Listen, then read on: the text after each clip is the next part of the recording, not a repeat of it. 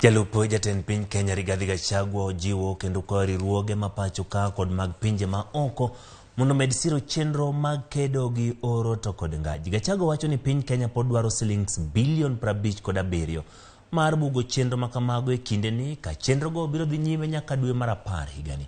Gachagua olero ni jo Kenya moyo milion 5 ni kamarach kaluwore gi kech kod oro mosebeti counties 31 e pacho ka. Jatend piny olose kinde mano yore nyasi mar hingo higni 45 mag tudruok Lions Liu International kod riwruok mag pinje mangima. In response to drought and famine, we cannot manage the situation alone. We need children in school, otherwise they will be left behind. We need safe pregnancies and deliveries, but malnutrition among expectant and lactating mothers and children threaten to erase gains already made in suppressing mortalities in these vulnerable groups. The ripple effect is that hungry people cannot escape poverty. They cannot be healthy. They cannot go to school.